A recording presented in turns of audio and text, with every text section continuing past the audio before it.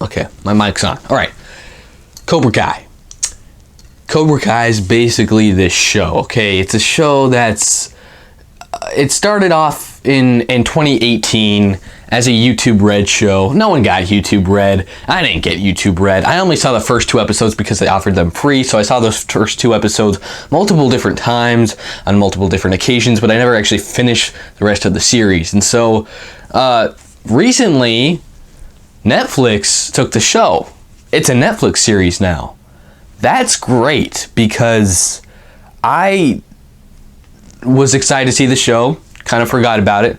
I'm glad I forgot about it because it would have been grating on my nerves for a very long time because I'm not paying for YouTube Red. I'm sorry, YouTube, but no, I'm not going to. But Netflix, it kind of just has so many things on it, and I'm really glad that it's offering new chances for shows and movies to get these chances, and they don't have to go through bigger company names, and it's a lot easier that way. But dang, where to start with this show? First off, I'm gonna say it's not that deep. It's not the best show I've seen or anything. It's by all means fun. That's what it is. It's not that deep, and it does its best to explore it. But let me just tell you what it's about. There's this movie called The Karate Kid from 1984. Have you heard of it? Yeah, I haven't either. But really, it follows the Karate Kid story. It goes into that universe, and it follows Johnny Lawrence, who was the big bully of that movie. And you get to know what happened to him after that contest. I never thought I wanted something like this. Nobody wanted that. No one was asking, I wonder what happened to Johnny. No one cares. And so it was kind of interesting, the fact that they decided to explore in a character that wasn't developed, that was just really a background character during the original movie. I mean, he wasn't even a big part of that film. He barely even bullied Daniel, to be honest. And then you get to follow Daniel, and things are going great for him. And so they're both adults, and they're going through different lives from what they grew up with. And so it's, kind of switching places in a way. At first it sounds cartoony, but they explore it, and they do a good job making it feel authentic in a way. And then there's basically... these adults have different relationships with these high schoolers, these teenagers, and yeah, they have some sort of a connection to them in the story, and then it kind of follows these high school characters, and you get to get kind of a high school drama thing going on, and then, throughout the show, they start to mesh the adult perspectives in with the high school perspectives. When Johnny is at the bottom of the barrel and says, I'm going to reopen Cobra Kai, the old dojo that was run by John Kreese. It's a simple concept, but they do a good job exploring it and making it fun. And like I said, this is a very, very accessible show. The show that comes to mind when I think of just a good, solid drama with a good story, is Breaking Bad. That's the show that comes to mind, because I don't watch many shows, and that's the only one I've really seen. And so this show kind of reminds me of that in the way it explores perspective. It doesn't explore it as deeply, and episodes are really shortened. It's kind of like a Cliff Notes version of what a Breaking Bad format of this show would be. It's hard to explain, but basically it's very accessible. It's kind of a show that anyone can watch and enjoy. Adults can watch it and enjoy it. Kids can watch it and enjoy it. I wouldn't really recommend it for little kids, but for teenagers, yeah, they can enjoy it. It's very, very fun, and like I said, it explores perspective very well, and they do a good job with that, especially with Johnny, because you don't really know who Johnny is. He's just kind of a mysterious character, and you don't really care to get to know him with the first movie, but this one makes you care. It makes you really put yourself in this dude's shoes. What's he like as a person? what happened in his childhood. And so they do that. They do a really good job taking a deep dive into these people's lives. And so you get to know them. And out of all the characters, Johnny's my favorite. I love Johnny. He's like maybe the only character I'd put it like top tier characters of the show. I don't really like anyone else as much. That leads me to Daniel LaRusso. Ralph Macchio is kind of one of my favorite actors. He doesn't do that much anymore. He didn't even do that much in the past, but he did leave an effect on me just like a couple years ago when I started to get into film.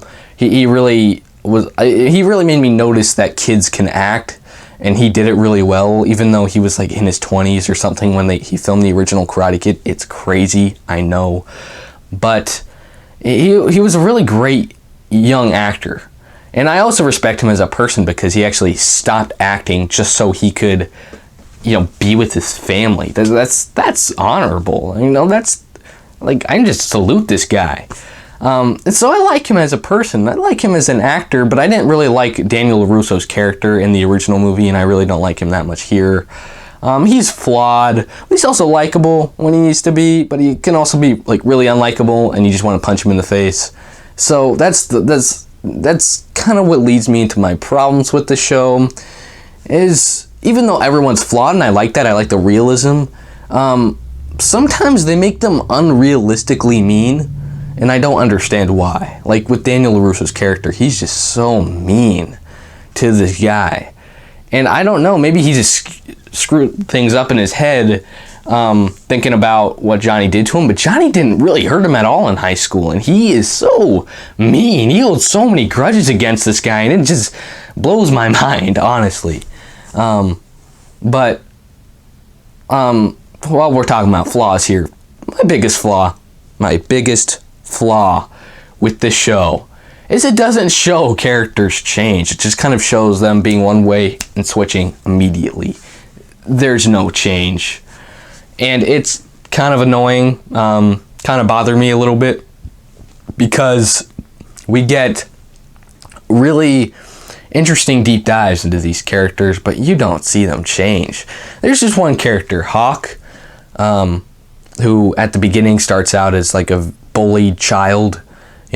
He's the victim and everything, gets beat up at school. He has like a weird lip. People don't like him. And like halfway through the first season, like he goes to Cobra Kai, and then Johnny starts to bully him on the spot, and then he just kind of like runs out crying, and literally like a couple of minutes later he just walks back in. He has like this huge mohawk, this the hawk tattoo on his back. He's drinking, he's cocky, he's mean, he's prideful, he's a bully. And they don't show that change. I thought maybe they'd go into flashback or explain how it happened, but no, he just changes like that, and it's so annoying that they didn't take the time to explore that character when it comes to the actual arc aspect. And so that's really where my biggest problems lie, especially with Hawk. Hawk's like the one that comes to mind the most, but there's also Robbie, who's Johnny's son, who, for one, when he was a bad kid at the beginning of the series, he wasn't like that bad. And I don't think the acting really sold me either on his bad boyness. He just didn't seem that much of a bad boy. He's just kind of like this cutie who just flirts with everyone. That's kind of the vibes I got from this dude.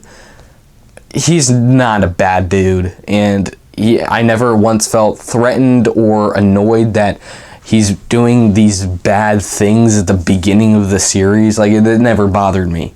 And so I can't stand that character, because there's this point where he meets Daniel LaRusso and they start like training together, and he immediately is like a different person. He's like he's like this perfect humble child, and it came out of nowhere. Then we got Samantha, who's Daniel's daughter, she's like she's she's a player. I hate her so much. She really grates on my nerves as a character.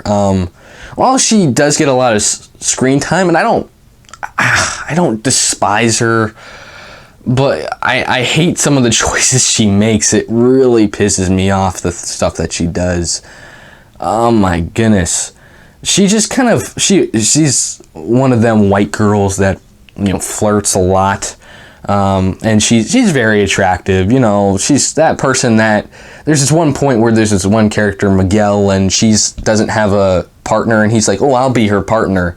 And you feel that excitement, like that, heart beating in his chest, because there's like a beautiful girl that walks in the room, and she's like, oh, I don't have a partner for my group. Then he's gonna be like, sure, you feel that excitement.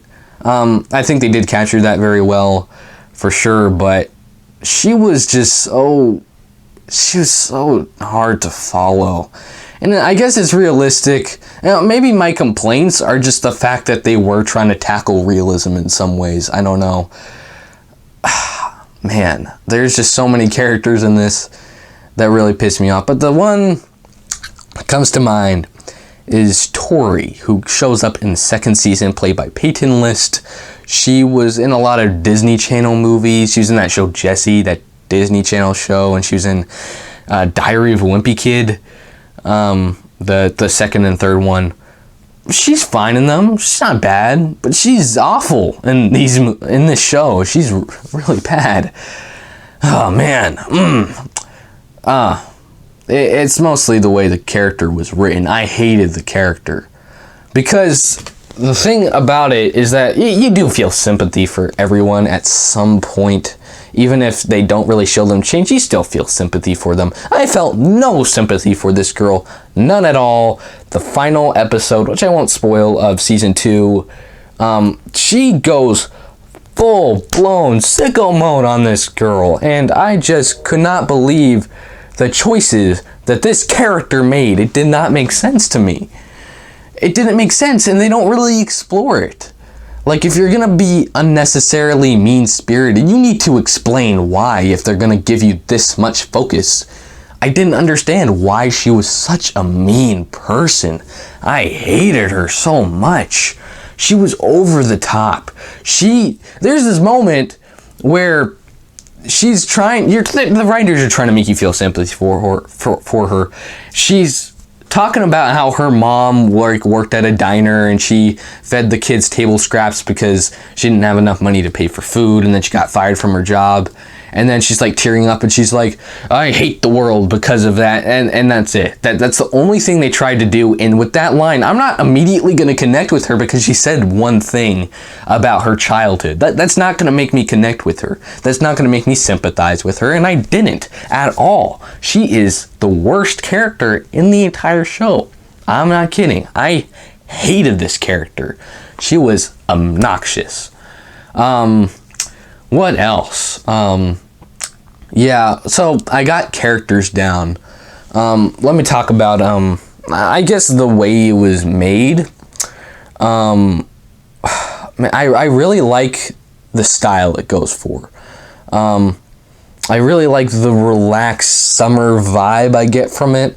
Do you remember 90s Tarantino, for like Reservoir Dogs, Pulp Fiction, Jackie Brown, those movies? You remember how like those movies just had a very laid back, like, Saturday morning feel? We're just kind of like driving through the streets of LA. That's kind of what this show gave me, that feeling that Tarantino creates with his earlier 90s movies. And I like that. I like how old-fashioned the show feels. It feels very old-fashioned. The editing, it's kind of bland, but it's not, terrible. How much heart the show has.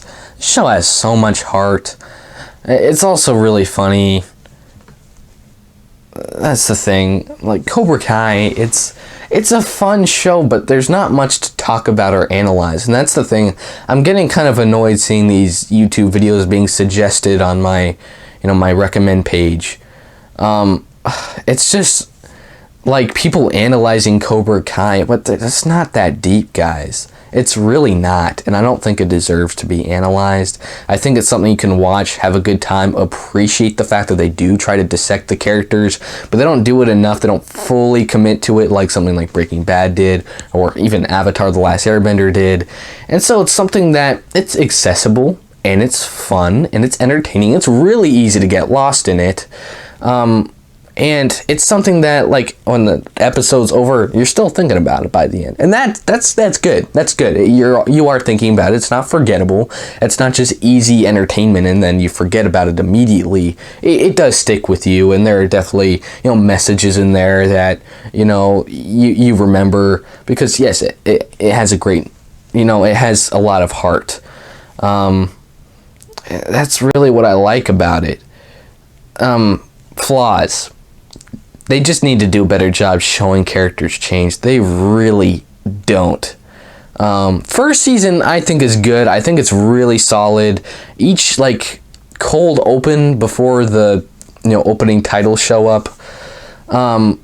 Each episode explores a different character. Like, the first one's about Johnny. The second one is about Daniel. There's one about Robbie. There's one about Miguel. Like, you follow each different character.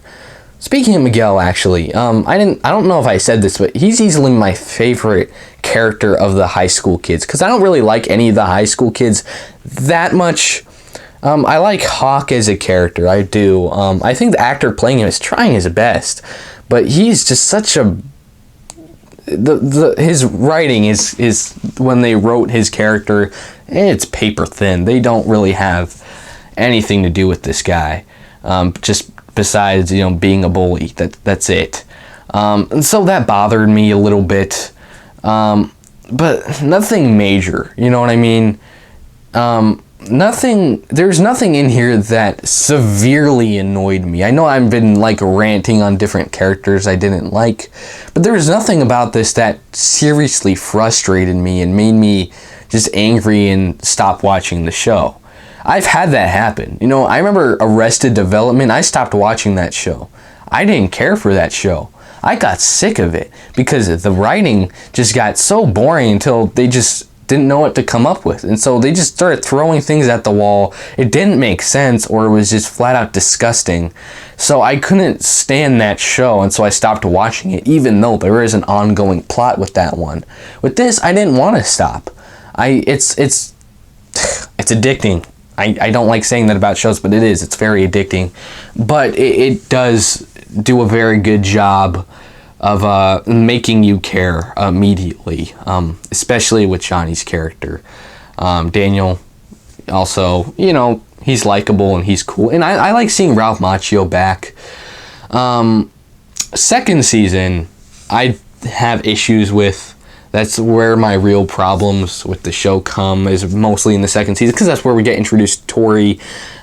Spoiler alert, they bring back John Kreese from the original film. Martin Kove is still alive, surprisingly. So yeah, they do bring back little things like that. But my biggest problem with the second season is how the first one explores characters and the second season explores the situations as a whole, and it gets super repetitive super fast. I was just done with them doing this on again off again relationship with Samantha and this other girl Aisha. They're friends, and they're on again off again, and it's really repetitive and annoying. They just didn't know what to do with that character, because the first season, Aisha's a character that you care for. You're I feel bad for her. And then the second season, she's just kind of there. It's kind of like Finn with those new stupid Star Wars movies, where he really completes his full arc in the first movie, and then he's just standing around for the last two. That's kind of what her character felt like. But it's not just the problem. That's not the only problem with the second season. It's just very, very cartoony. The dialogue gets so cheesy, and I like cheese. I think the cheesiness of that first season worked, but also the emotion of the first season worked. In the second season, they throw so many things at you that it just suspends my disbelief. There's this fight scene in a mall, and they come out, and it feels like a Marvel movie. It's super cartoony and over the top, and yeah, it does capture what the 80s were like, but you may say, oh, the original Karate Kid was really cheesy too. And it is in some ways, but that film is very sincere. If you look back at The Karate Kid, the original one, there are just shots where they just leave the camera on something and just let it stay there to really like meditate on these conversations and interactions between the characters. They don't really do that here. It's very fast paced. It's very modernized, which is okay, but you know, they do a lot of very predictable things, and it was kind of annoying. And they also do this thing where they have the two rival karate dojos, and it got really cartoony really fast, and I couldn't believe what I was watching. Two karate dojos are like out for blood for each other for honestly really stupid things. I go to high school. I don't know if you know that. I mean, do I look like I'm 5 or do I look like I'm 30?